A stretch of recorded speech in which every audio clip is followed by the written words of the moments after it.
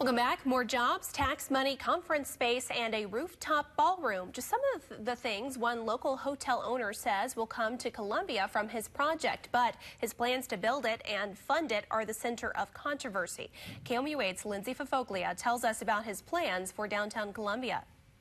Hi, welcome to the Broadway. The Broadway Hotel in downtown Columbia was built using a TIF, which stands for tax increment financing. A TIF is used as a tax subsidy for redeveloping. Now David Parmley, the owner of the Broadway, is requesting a $2 million TIF to build a second hotel tower, despite the TIF Commission's vote against it. Once again, the TIF Commission had their role to play, and they made their vote on it. Parmley says the $20 million project will bring millions back into the community. I think once the City Council gets a chance to look at the economics, the $9 million for $2 million investment, they'll be supportive of that. I'm confident. So. Parmley said the new 8-story tower would have 80 new rooms, conference space, plus a rooftop ballroom. It'd be located right here on Walnut Street, where this office building stands now. He just has to prove that the land is a public health hazard or at risk of becoming blighted. Parmley rents the building and said the land has steep curb drop-offs and is full of litter.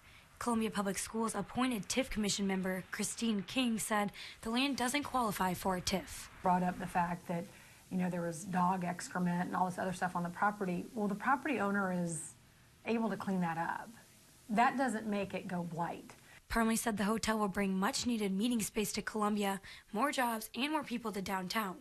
Most involved are supportive of the project, just not the TIF. I think of a private entrepreneur wants to come forward and pay her taxes and go through the planning and zoning process and thinks that they can make a profit on a new development. I say God bless him. But if he's coming to the public for resources, as he is for a $2 million subsidy, that raises the level of scrutiny. Parmley is still in a lawsuit with the builder of the Broadway, and construction costs have only gone up.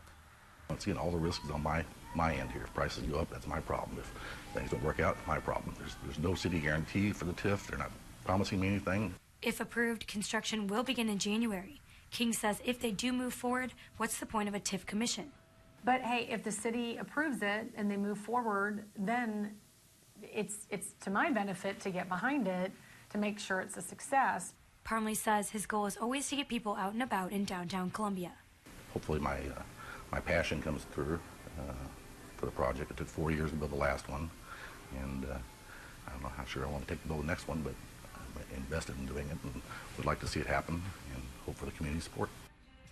Lindsey Fafoglia, KOMU 8 News, Columbia. Parmley says without the TIF, the project is not possible. He will be at the City Council meeting today to talk about his plans.